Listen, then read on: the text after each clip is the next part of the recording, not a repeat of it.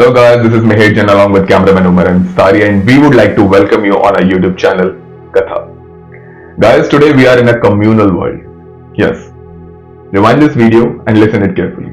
We are living in this communal world where there are n number of peoples who are very much thirsty for the blood of their own brothers. Yes, it doesn't mean from which religion you are. It means that if you are a part of this country today in 2025, then you should be very much thirsty for the blood of your own brother. If you are a Hindu, then you have to then you should be thirsty for the blood of a Muslim. If you are a Muslim, then there can be a possibility that you are also the part of that shit too. Being an Indian, there was a time that being an Indian, it was very much essential to be very much secular. There was a time that was a time when we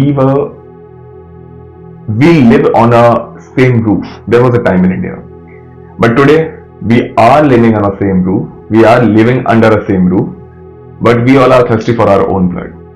So that is the irony of 2025. There are communal governments, there is communal politics only, and there is the hatred among people, which can raise n number of problems and it can be very much problematic for all of us too. But how this dirty politics started on our land, this is very much important. This is very much important to understand. If we are going to understand that whether we are living in a secular nation, whether we are living in a communal nation, so it has to be understood first that how this sort of politics started on our area. Why this Hindu-Muslim question arises, how this politics took place, who was responsible for this conspiracy that more than 20 lakh people were killed in n number of massacres happened before partition or after partition. But today we are going to talk about how partition took place. What was the conspiracy behind that? Why partition? Why India got separated from its own land? So this is the topic of today. That why India and Pakistan divided. So before we understand 1947, we have to understand 1857 first. 1857. Why we go 90 years back from 1947? Because that was the year when this conspiracy started. We all know that the first revolt of independence, that was the year 1857 when first revolt of independence fought by our Indian revolutionaries. There were many ideologies behind that. Some people wanted to make Hindu nation, some wanted to establish their own Islamic India. But Hindu nation or Islamic nation doesn't mean that if we are going to establish a Hindu nation there, we are talking about 1857 here. That if I am fighting for a Hindu nation, but that it doesn't mean that I don't want that Muslims should be the part of this country. No. It was just like the establishment of their own identity. So 1857 was that year when first revolt of 1857, first revolt of independence fought by our Indian troops. We are not going to discuss about 1857 that much too, but that was the year when we when we lost that battle. Britishers won the revolt, and British imposed a number of heavy duties on India. British imposed heavy charges on those families who were against the British East India Company at that time. So the administration of India shifted from British East India Company to British Raj. Queen Victoria took that charge on her own hand. After 1857, many British analysts analyzed that what was the reason behind that revolt, that how this massacre took place. So Britishers analyzed 2 to 3 points there. That there are some threats on this land. First threat, which was one of the most essential threat to understand by British officials, was that the unity of the different religions on our area. Unity among Hindus, unity among Muslims, unity among Sikhs, and some small religions, some small communities also. So according to British, if we keep India divided, then there can be a possibility that we would be able to hatch those resources because of whom we are here. So Britishers easily analyze this problem that if we want to administrate India for a long time, then this is very much important that we have to keep Hindus and Muslims divided on this land. So now, how it could be happen? So it could be happen through a medium, and there could be there should be a medium through which Britishers would be able to keep us divided. So the medium was history. Britishers started writing partial history on our textbooks, on our help books, on our reading materials. That okay, Aurangzeb demolished thousands of Hindu temples, but Britishers hide out those points that why Aurangzeb demolished those Hindu temples. Aurangzeb started demolishing Hindu temples, so that's why Aurangzeb was a traitor. Aurangzeb was not for the people. Aurangzeb was against the people. Maharaja Ranjit Singh was for the Sikhs and Hindu rights only. He was against Muslims. Chhatrapati Shivaji Maharaj, Sambhaji Maharaj, they were against Muslims. They were pro-Hindus. They were for Hindus only. So this sort of partial history started, Britishers started writing this partial history, this incorrect history. So that was the medium that choose for the division of Hindus and Muslims, the historical textbooks of India. So after 1857, there were many activities were taking place. Hindus and Muslims started dividing, and that was the time when the controversy of Babri started also. So that was the time. We will discuss about that Babri case also. But here we are studying. Here we are discussing about India-Pakistan partition. So after 1857, Britishers started poisoning the water of India. Britishers are starting the brainwashing process of Indians. That if you are a Hindu, then you should understand that what is the threat of Islam on you. If you are a Muslim, then you have to understand that what is the threat of RSS and other Hindu phobian people. So after 1857, around 30 to 25 years after, some Indian intellectuals started thinking that there should be an administrative body who directly govern Indian citizens. So some intellectual Indian personality started thinking about some political amendments in the British Raj. And Britishers also wanted to govern a body. Britishers also wanted to assign a political body through which Indians would be able to represent themselves in that British Raj. So in the year 1885 or 1880 to 1885, I just forgot that year. So the time period of 1880 to 1885, under the leadership of A.O. Hume, a political body was formed, and that political body was called All India International Congress. Indian National Congress was formed under the leadership of A.O. Hume in the year 1885. There were many Indians too, and A.O. Hume was not an Indian, he was a foreigner.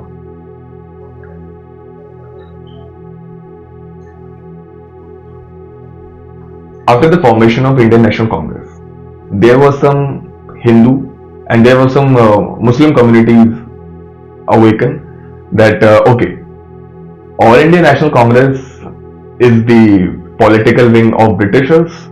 This is the political, and of course the ideology of All India National Congress was the Sarv Dharm Sambhav.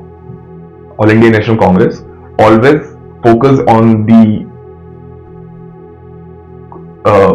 some sort of socialism and of course secularism in India.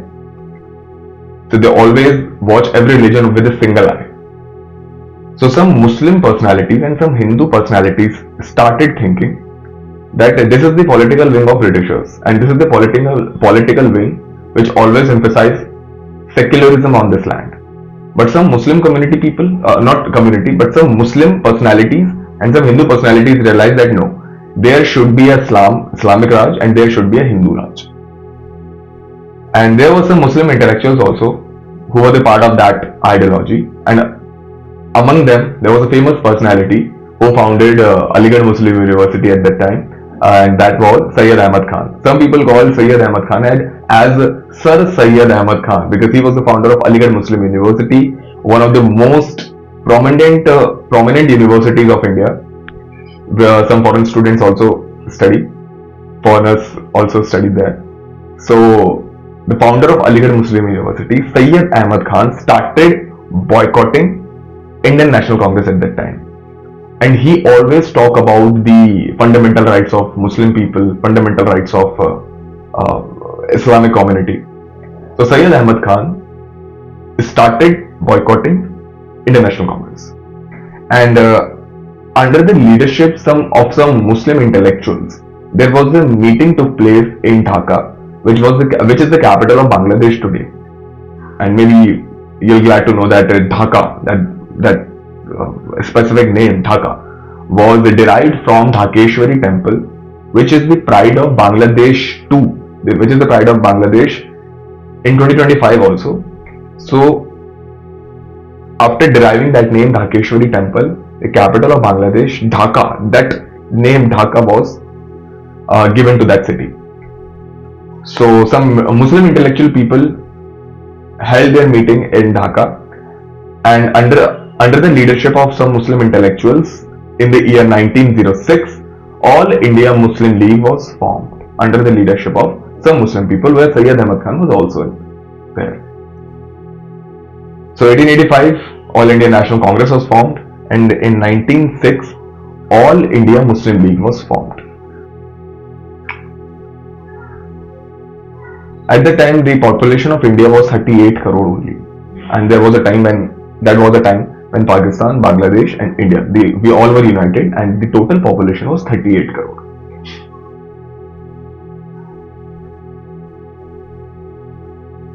Now, after the formation of Muslim League, the fundamental rights of Muslims started raising by Muslim intellectuals or those sort of the fellow of Muslim League. So the first agenda which was awakened by Muslim League people was separate electorates. So the first agenda or the first demand which was taken place by Muslim League, they shared a demand of separate electorate, that Muslim League needs some separate electorate. Now what was the separate electorate mean?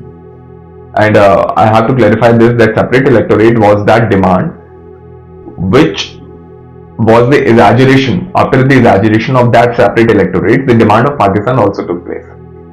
So separate electorates, we can say that separate electorates is like the child of the demand of Pakistan.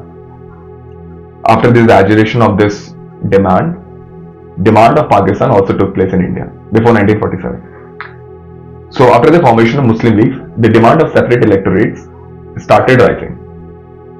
So what was separate electorates? We can easily understand this term separate electorates is like the reservation of some political seats for a specific religion, of course for Islamic people. Separate electorate means that Muslim League needs some reservation in the British Parliament, where there have to be some vacant seats where only Muslim League people will contest in the elections, and only Muslim people are going to vote them. So what will be the result? That Muslim League, whether it doesn't mean that whether they are in a minority, whether they are in majority or minority, Muslim League's presence will be there all the time in Parliament. There is the administration of Muslim League also, whether they are in minority, whether they are in majority. So that was the demand of separate electorates, which was risen by the fellow of Muslim League. But after 1906, and yes, Congress was on its agenda that we are here for the secular nation, and Muslim League was there for the fundamental rights or for the hukuk of Muslim people only. But after the demand of separate electorates, some Hindu intellectuals, along with some Hindu communal personalities, they became aggressive at that time with that Indian politics, British Indian politics. They were very much, they were started feeling inferior with Muslims, that okay, they are getting a reservation in the parliament, they are getting enough money, they have their own political party now, but we don't have any representation from that sort of right-wing Hindu guy. So under the leadership of some Muslim Hindu extremist Congress fellows like Lala Lajpat Rai, Pandit Madan Mohan Malviya, along with other right-wing Hindu personalities, under the leadership of them, in the year 1915, Hindu Mahasabha was formed. Under the leadership of these right-wing Hindu personalities, Hindu Mahasabha was formed. Okay, but here we have to clarify first that when Britishers started thinking that All India National Congress can be a big threat for British Raj in India, then they need some political wing which could be there against the political wing of course, that Congress. So that was the conspiracy of Britishers too, that they also want some political wing which could be stand against Indian National Congress. So that's why they promoted All India Muslim League for their own fundamental rights, and to enhance the probability of to enhance the presence of Muslim League and some counter political parties with Congress, they formed Hindu Mahasabha, through which Muslim League and Hindu Mahasabha could be stand against Indian National Congress, and Britishers could easily weak that political wing. So that was the biggest reason that why Muslim League and Hindu Mahasabha formed very easily at the time. So 1885, All India National Congress was formed. 1906, All India Muslim League was formed, and 1915, when Hindu Mahasabha was formed. But till now, there was no Jinnah, no Gandhi, no Nehru in that picture. There were some other Congress leaders, for example, Gopal Krishna Gokhale of Congress, and Allama Iqbal of Muslim League, Sayyid Ahmad Khan with Muslim League, Pandit Madan Mohan Malviya, as we discussed before, Pandit Madan Mohan Malviya and Lala Lajpat Rai with Hindu Mahasabha. So now we are here in the year 1915, 1857 to 1915. Okay. There can be a question too, that here we are talking about elections, but according to some people, elections were started in India after independence, but no. Election held on our land before partition also. But there was some limitation that according to British Raj, if only Indians or the British Indian people could vote in those elections which held before partition, but to verify them that okay, we are the part of this nation and we are eligible for that voting, because at that time our literacy rate was not very high. So there was some eligibility criteria to cast your vote at that time. First eligibility criteria, I think you should have the property on this land, and your total assets must be more than 10,000 rupees. I think I just remember that criteria. You should have some land.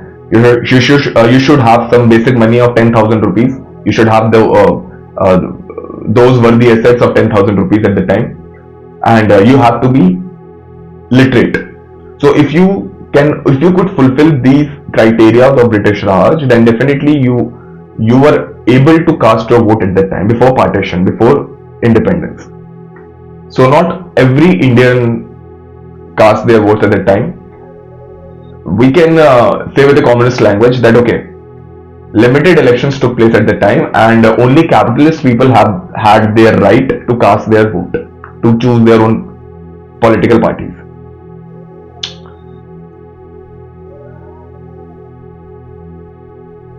After 1915, when the Hindu Mahasabha was formed, this communal politics started on this land. Communal politics. Everyone was talking about their own hukuk or community people. Muslim League established their own manifestos that okay, we are here to construct mosque, we are here to protect the rights of Muslims, and of course Hindu Mahasabha was also started purify themselves that yes, we are the representative of Hindus only. At that time, Muhammad Ali Jinnah and Gandhiji, they were on the same track. Muhammad Ali Jinnah was a die-hard fan of Gandhi at that time. When Gandhi arrived India from South Africa after the, when Gandhiji fought for the responsible Indians or fought for the what we can say, when Gandhiji fought for poor people in South Africa for their own rights, for their own responsibilities at the time. So after that, Indians also started chanting the name of Gandhiji, and Rabindranath Tagore also gave him a title that okay, you are a Mahatma. So Mohandas Karamchand Gandhi became Mahatma Gandhi overnight. So at that time, Muhammad Ali Jinnah was also the fond of Gandhiji. He always praised Gandhiji. He was a Gandhian at that time. He was a part of All India National Congress. After some time, at the time of 1947, Muhammad Ali Jinnah was the only person who was responsible for the endless massacre happened in our country. But before that, we are talking about 1910, 1905, 1906. At the time, Jinnah was the Gandhian.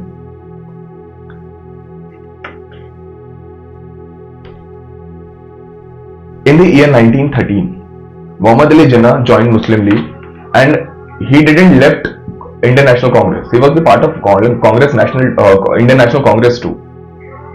Along with that along with the membership of All India National Congress, Muhammad Ali Jinnah, Muslim League also. And in 1916, Lucknow Pact was signed among Indian National Congress and Muslim League. But here we are going to discuss that what was that Lucknow Pact. Maybe you are familiar with this name, Lucknow Pact. But what was Lucknow Pact? 1916. It was signed in 1916 between Congress and Muslim League. So Lucknow Pact means that the demand of separate electorates, which was risen by Muslim League, All India National Congress and Muslim League, they both were convinced to discuss about that separate electorates, that whether Muslim League should get their separate electorates in Parliament or not. So that was the agreement which was signed between Congress and Muslim League. So definitely Congress which talk about which always consider themselves that no, we are not against any religion, or we are not in the favor of any particular religion. So that Congress, that Indian National Congress, agreed for the separate electorate, which was the demand of Muslim League. So in 1916, separate electorates was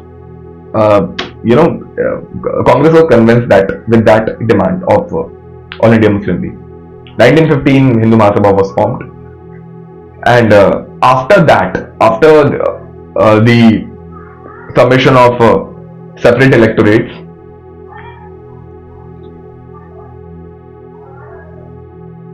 First World War took place, 1914 to 1918. Maybe you are familiar with that date. 1914 to 1918, that was the time when First World War took place. During that war, Britishers defeated the Caliph of Ottoman Empire, which we call Turkey today. So Britishers defeated the Caliph, which we call Caliph in English. So Britishers take over Ottoman Empire, and they just designate their own British people on the throne of Ottoman Empire, and they removed Caliph. And who was Caliph at that time? Caliph means Khalifa, and Caliph was a representative of all Muslims in this world. If you are a Muslim, then your representative in the current world is the Caliph only. The reason behind that, the Caliph, according to some historic people, according to some Islamic people, Caliph are the successors of, I think they are the successors of Prophet Muhammad, maybe, if I am not wrong.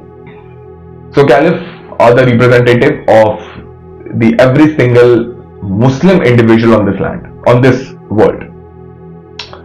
So when Britishers removed Caliph, at that time in India and all over the world, Muslims stood against the British Raj.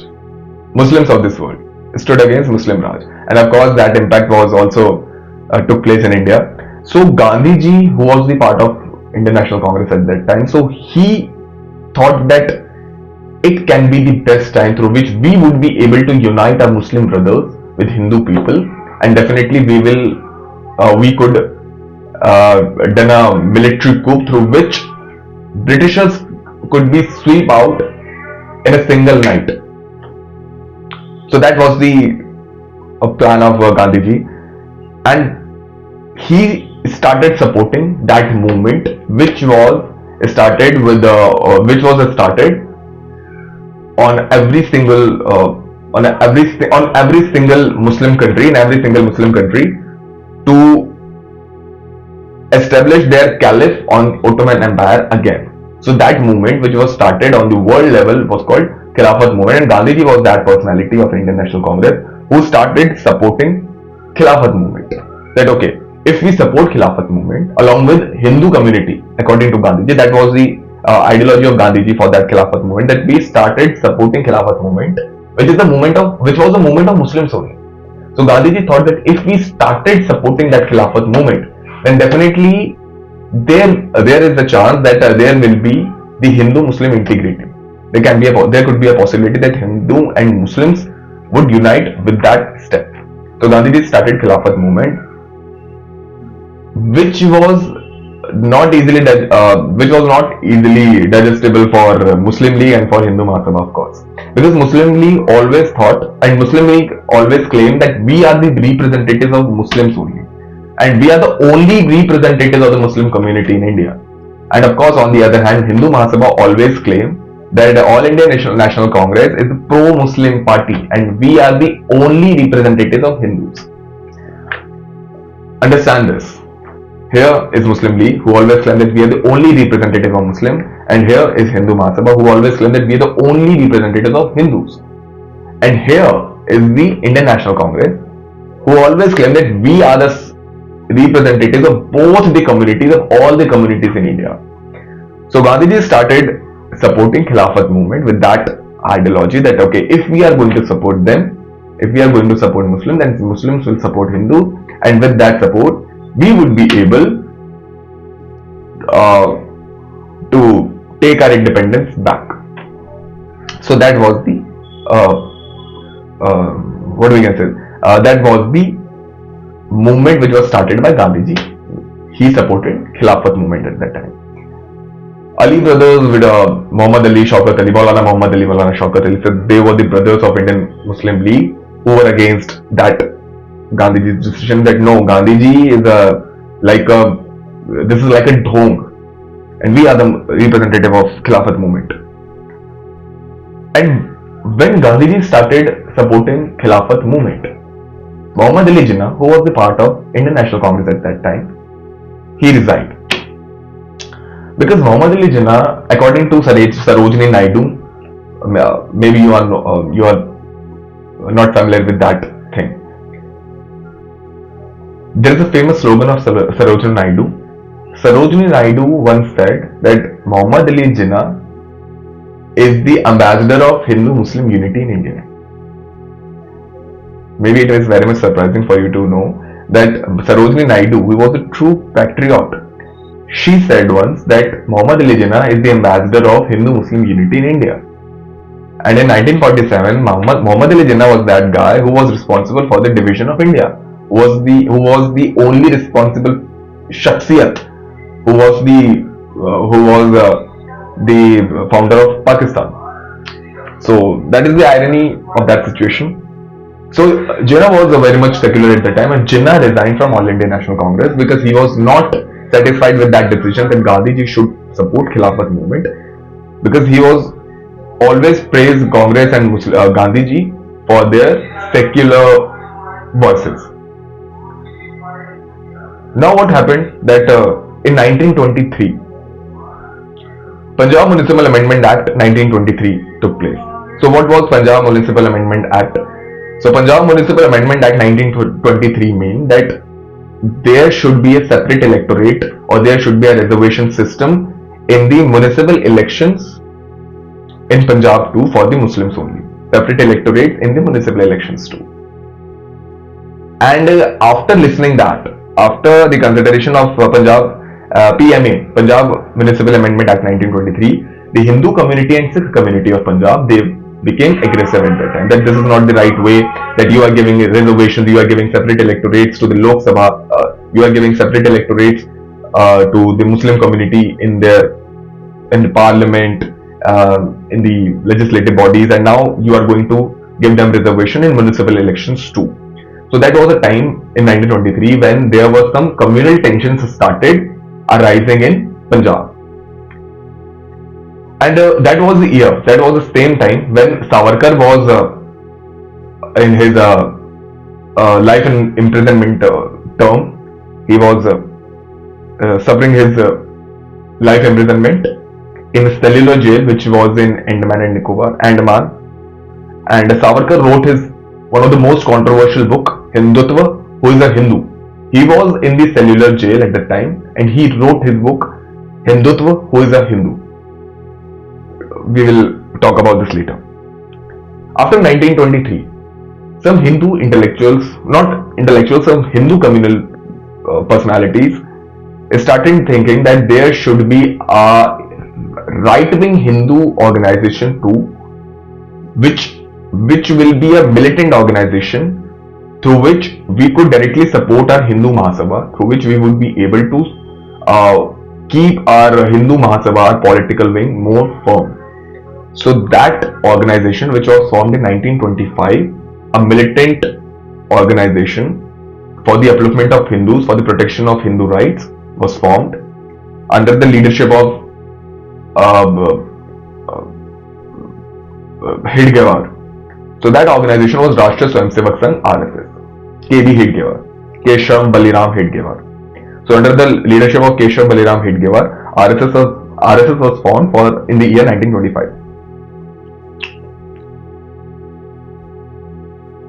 Now, on a single hand, Muslim League was fighting for its own hukuk, for its own rights, for the rights of Muslim community.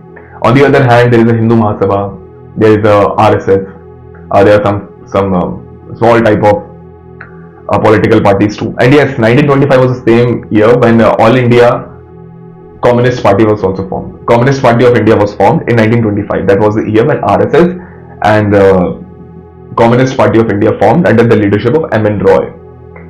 So after 5 years, I mean within the year of within the gap of 5 years, within the period of 5 years, there were some communal tensions in the different parts of India. And yes, there was a time when Bengal was also divided. See, at that time Bengal was United Bengal. At that time there was a United Bengal, East Bengal, West Bengal. So Britishers divided Bengal into two parts: West Bengal, East Bengal. West Bengal is today's Kolkata, Howrah, etc. And East Bengal was Bangladesh, like Dhaka and other places.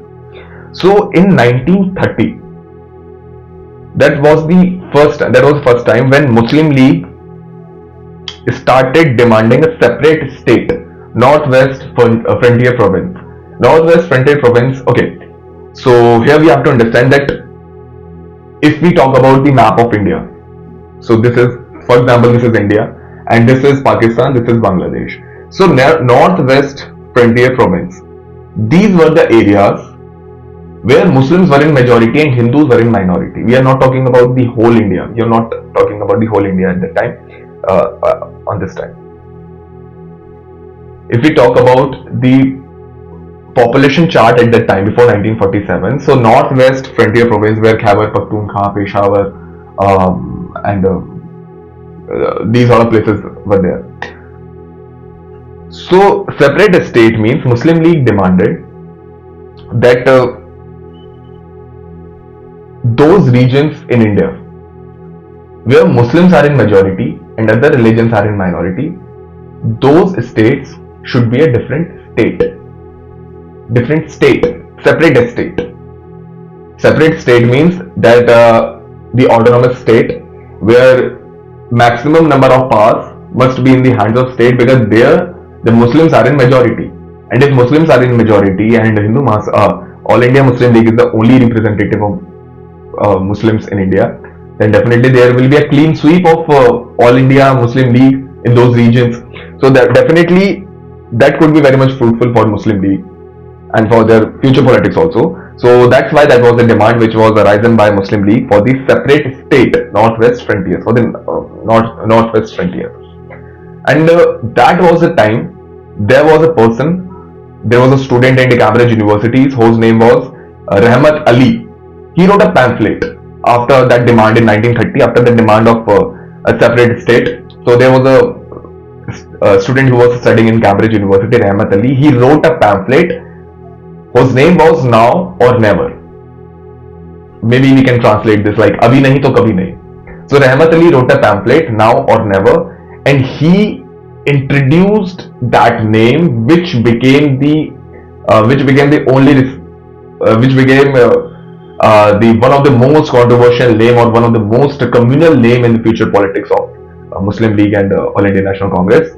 So he introduced the name Pakistan in his pamphlet first time, Now or Never. He declared that separate state. We are not talking about separate country here. We are talking about separate state. So Rahmat Ali disclosed that name Pakistan in his pamphlet, Now or Never. He declared the name Pakistan. But remember that thing. He didn't declare that Pakistan, what we say today, Pakistan. No. There was no I between K and S. He declared the name Pakistan. Pakistan. Pak means pure, Stan means Stan.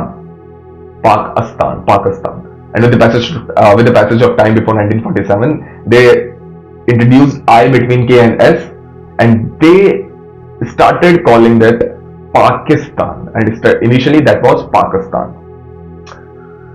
So 1930 was that year when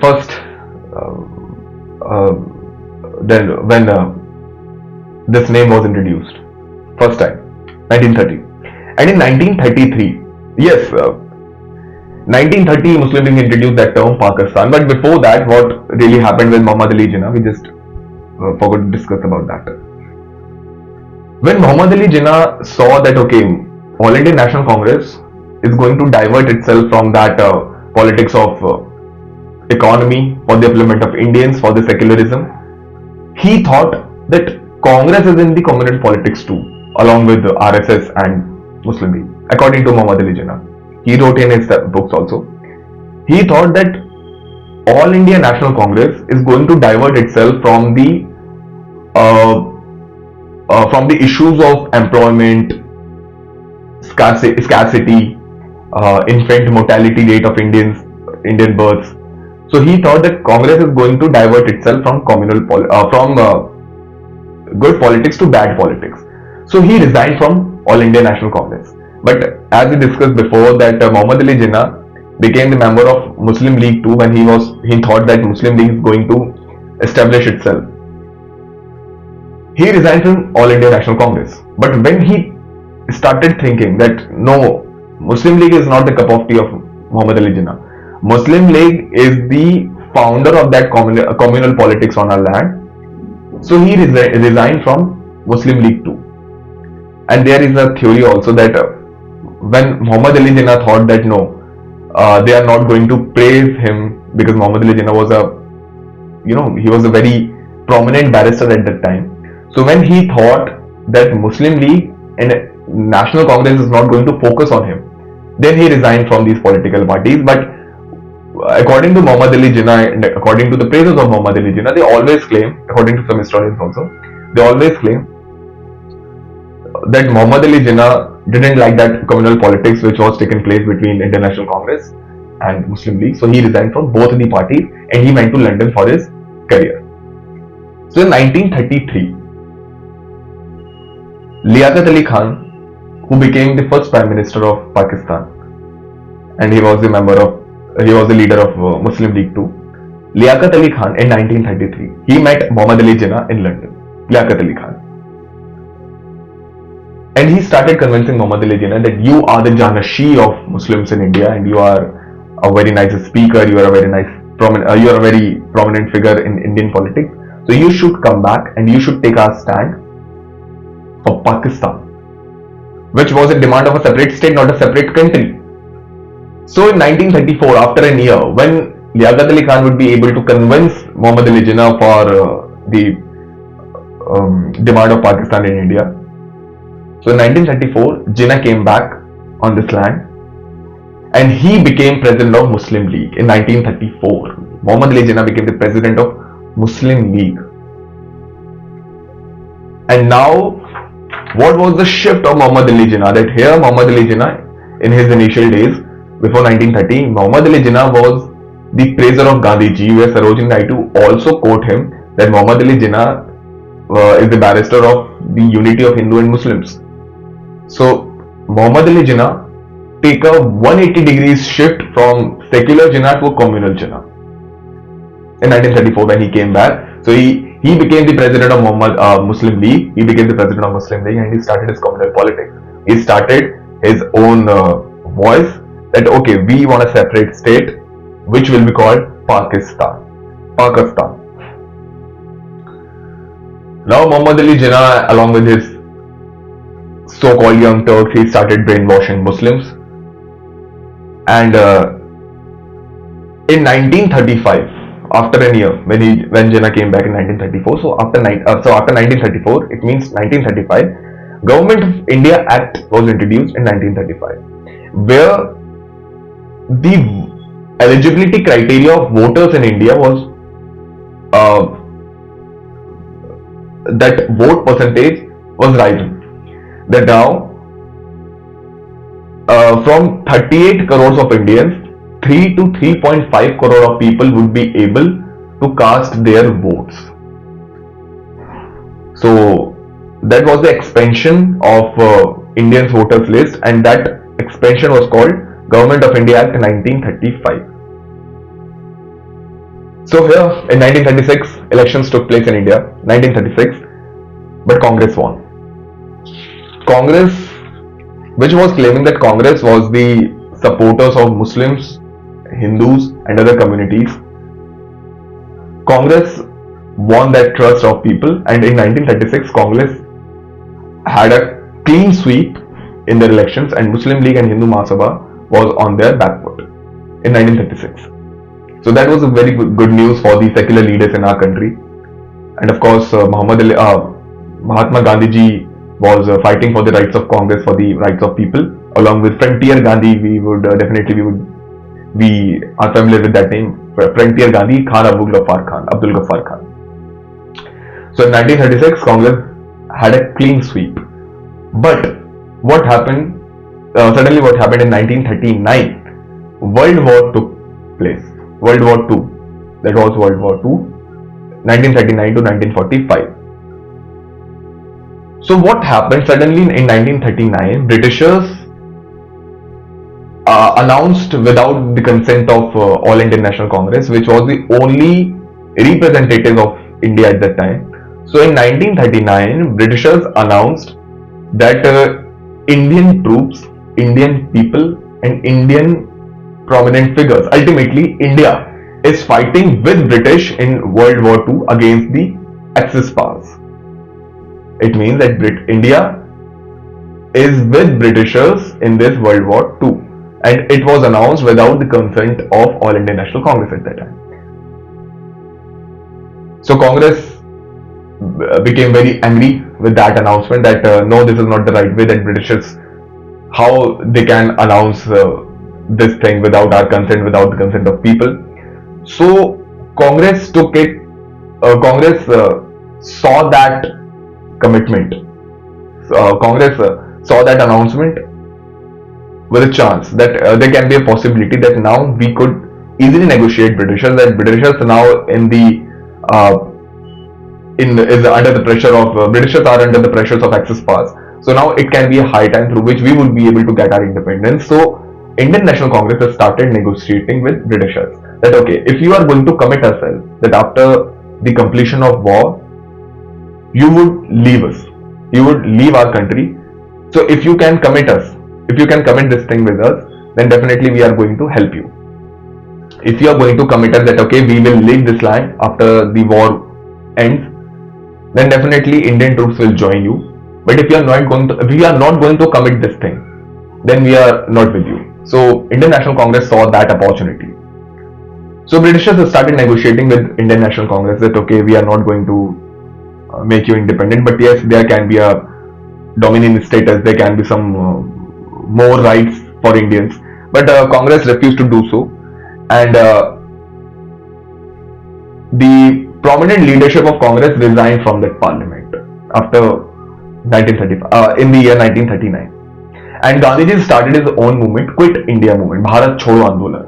Gandhiji started his Quit India movement, and the Congress leadership resigned from their post. So now what happened? Muslim League was not in majority in parliament. Hindu Mahasabha was not in majority, but Congress was in majority, and Congress leadership resigned from their post. Some Congress leaders who were against the Britishers started imprisonment them, and Britishers sent them in prison, and the parliament was in the hand of communal people only at that time. Parliament was in the hand of Muslim League leaders and the leaders of Hindu Mahasabha only. So Muslim League and Hindu Mahasabha took that opportunity, took that situation as their opportunity that okay, if Congress is going to boycott Britishers, if Congress is against Britishers now, then we should support them. So Muslim League and Hindu Mahasabha started supporting Britishers at that time. So Muslim League supported, and RSS and Hindu Mahasabha supported Britishers that okay, we are with you, but you have to commit us that okay, after the completion of war, you would be you have to give us our own rights, whether it is Gajwai, Hind Bhagwai, that I don't want to be the part of that politics, so of that debate. So Muslim League and Hindu Mahasabha started supporting Britishers at that time, and that was the time when riots were at their peak. Every corner of this country was totally covered with bloodshed. Everyone was killing each other. That was a time when British India, like when Britishers or Indian troops who were in British army, they were in the bloodshed outside India, and there was a bloodshed in India also. So that was a time when riots were at their peak. And that was a time when Muslim League announced their own Pakistan, not the separate state. That was a time when Muslim League announced for a separate country. That was the announcement which was, publicly spoken by Muhammad Ali Jinnah.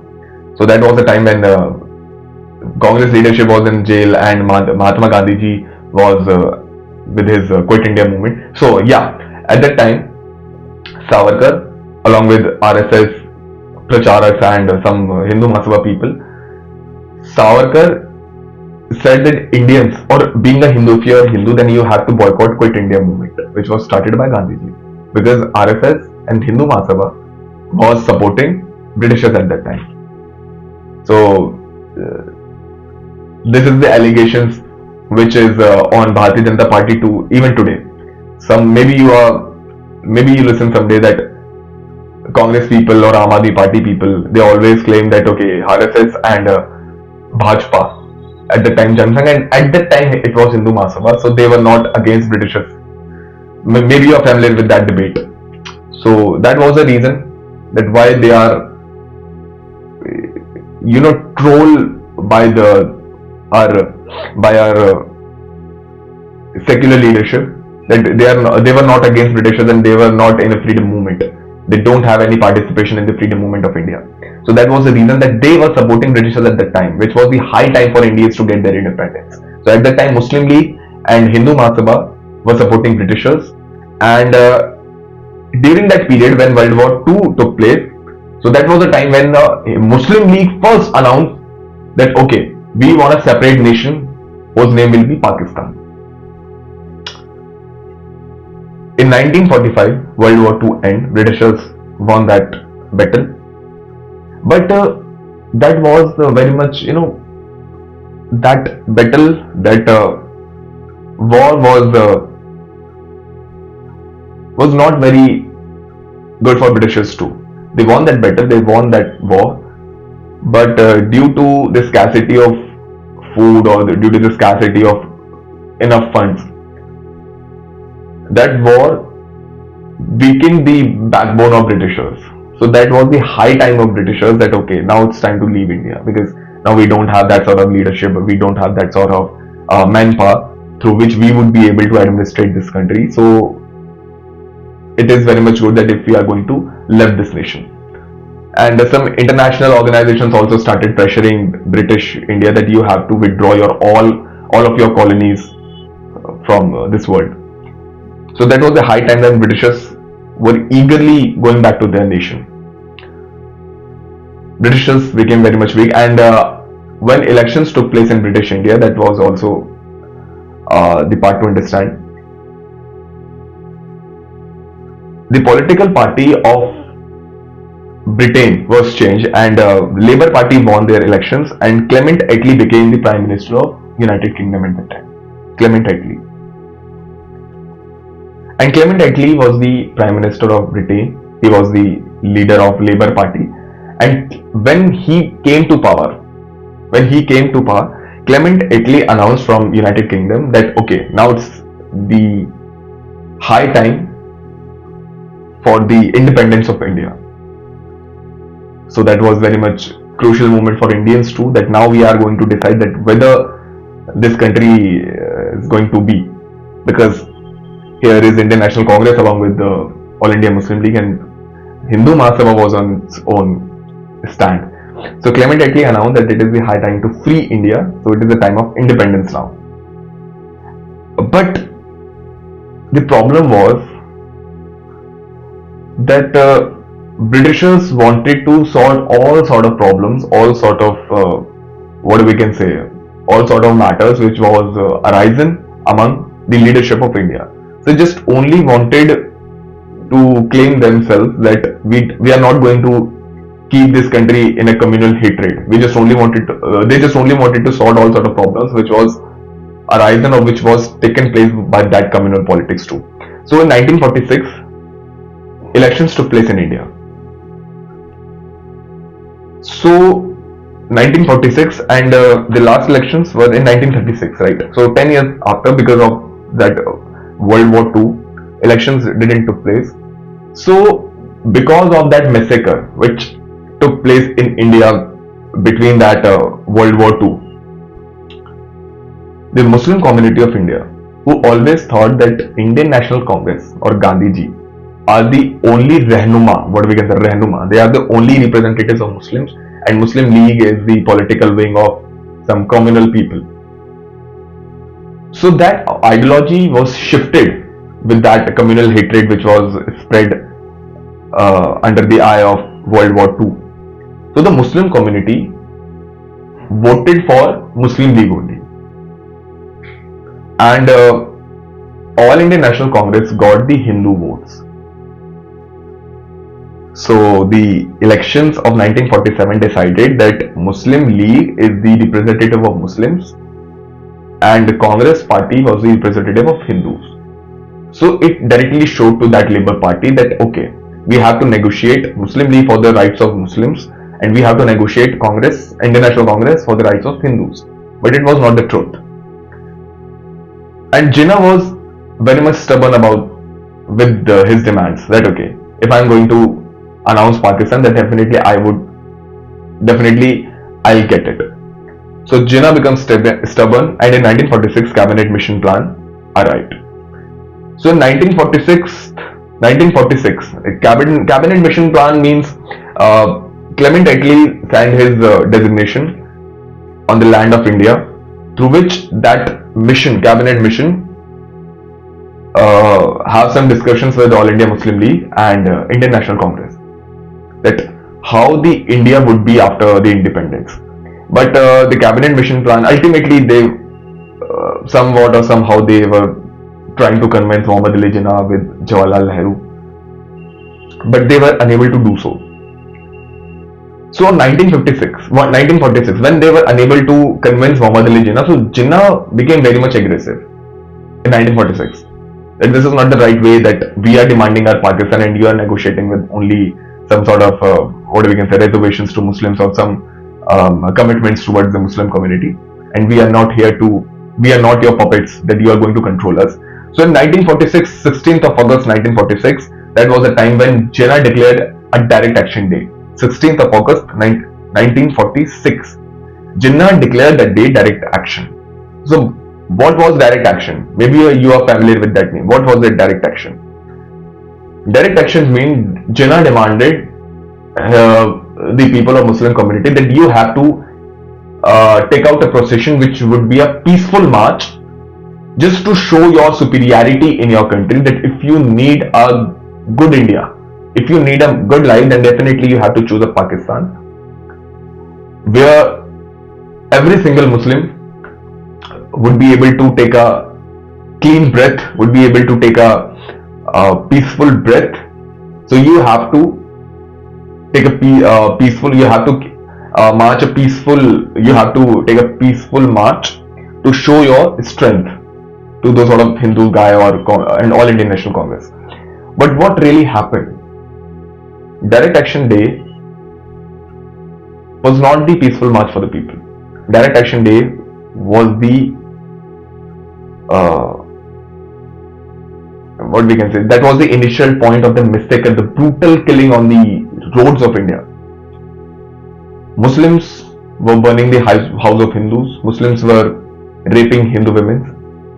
And in that reply, Hindus were raping Muslim women. Hindus were mobilizing Muslim crowds. Muslims were killing Hindus and Hindus were killing Muslims. So that was the dark side of Direct Action Day. So that was Direct Action Day, which was announced by Muhammad Ali Jinnah on 16th of August 1946. We call it Great Calcutta Killing also. We call it Great Calcutta Killing because Direct Action Day was started with Bengal, because in East Bengal, the government was of Muslim League only. So now that was the battle which was started, that was the fight, that was the war which was started among Indian National Congress and among Muslim League for the hukuk of people, that who is going to win. After the Direct Action Day, in 1946, United Kingdom or Clement Attlee, he was horrified with that brutal killing. So Clement Attlee announced the independence of India on June 30, 1948. June 30, 1948. They announced the independence of India, that okay, 30th of June 1948, that day India will be free, whether they would be able to resolve their problem or not. But when Clement Attlee announced that date, situation became out of control, because Muhammad Ali Jinnah and Jawaharlal Nehru, they became frustrated with that announcement, that okay, if we are not going to sort our problem, then we will not get Pakistan, we will not get India, we will be in a civil war, and India would be in a situation like Afghanistan is in today. So Congress agreed on Pakistan, that okay, the only way through which we would be able to keep our country united or keep ourselves safe, that can be an only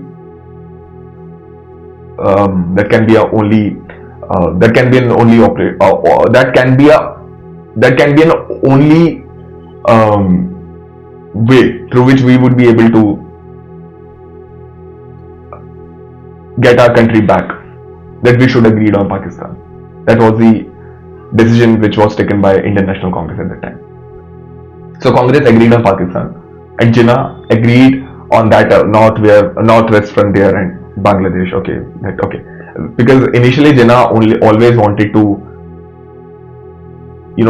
keep whole Punjab with Pakistan, whole Himachal with Pakistan, whole Bengal with Pakistan. But the situation was out of control, so that's why Jinnah also agreed. Okay, we will be very much happy with that decision. So in 1947, Clement Attlee sent Viceroy Lord Mountbatten to India. He sent him for the settlement of partition and independence of our country. Okay, so that was a time when Jinnah changed his stance. Initially, Jinnah always talked about the protection of Muslims in India. But when they talk about the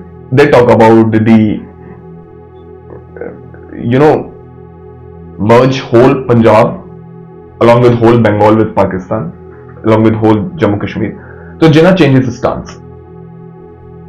He said that the Muslim community of Pakistan, Muslim community of Punjab, Muslim community of Bengal, they should be fearless about the majority of Muslims on their land, because Pakistan will be a land of peace. Pakistan will be a land of secularism, and there will be enough space in Pakistan for every sort of religion and every sort of community, whether you are backward or forward, whether you are Muslim or not. So that was the time when some Muslim people were very much aggressive. They became very much aggressive, that what Jinnah is talking about. Initially he was talking about us, and now he's talking about these kafirs. So Jinnah just switched his stance again. So Mountbatten plan introduced in 1947, and under British Crown. Okay, so Mountbatten plan was introduced in 1947, and when India's constitution, Pakistan's constitution wrote, I think India adopted its constitution on 26th of January 1950, and I think Pakistan adopted their constitution in 1956, if I'm not wrong. So after that, India and Pakistan really got their independence. But before that, until or unless our constitution was not written, we got our independence under the British Crown. So after the massacre, after the brutal killings which were started in our country, so Clement Attlee announced the independence on 30th of June 1948, but Mountbatten switched that date from 30th of June 1948 to 15th of August 1947, because that was the day when Japan got surrendered in front of United Kingdom, in front of Alliance power in World War II. So that was the historic day for Britishers. So Britishers sent Cyril Radcliffe to India for the formation of border area, that where will be a border of India and where will be a border of Pakistan. And they introduced Indian Independence Bill 1947. Till independence on 15th of August 1947, anyone didn't had any idea that where we are going to be, whether we will be part of Pakistan, whether we will be the part of India. So on 17th of August 1947, Cyril Radcliffe publicly displayed the map of India and displayed the map of Pakistan, that okay, this area will be in Pakistan, this area will be in India. So that was the biggest mistake, that was the biggest blunder which was took place at that time, that people didn't had any idea. People were hosting the tricolor on their roof, they were hosting tricolor on their terrace, they were hosting tricolor on their angan, but they didn't had any idea that whether they are hosting that flag in the land on the land of Pakistan or India. So that was one of the biggest blunder which was taking place at that time. more than 20 lakh people were died in that massacre. According to official data, more than 20 lakh. 20 lakh people. 20 lakh people. Maybe you can understand that what I'm talking about. 20 lakh people. And that was the data, the verified data only. This was the data of casualties. Here we are not going to talk about how much people dispersed from their own houses, from their own places, or from their own land. So definitely that number must be in crores. But still, if we talk about that massacre, so that was, goosebumps really goes on our hand, that how the brutal killings took place at the time and how our ancestors faced those problems. It didn't mean that you are poor, you are rich. If you had a Haveli in Lahore, then you have to live in some refugee camps, some cottages, some temporary shelters under the temporary roofs for many years. It doesn't mean that how much money you have. It means that you are from Pakistan, you being a Hindu, it was the curse that you were born in Pakistan, you were living in Pakistan, your home was in Pakistan. So I think that massacre was very much painful.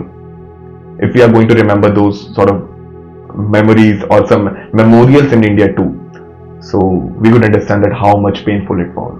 So guys, this is it for today's video, and of course this video is very much longer, but here we discuss each and everything. There was a detailed discussion, and please comment us that next video, what should be made on a next video, which topics we should cover in the next video, and how was that video. Please comment us, tell us, like us, subscribe us, and hit the bell icon, and of course tell us that how it was and what we should pick for our next topic. So stay connected with us. Thank you very much.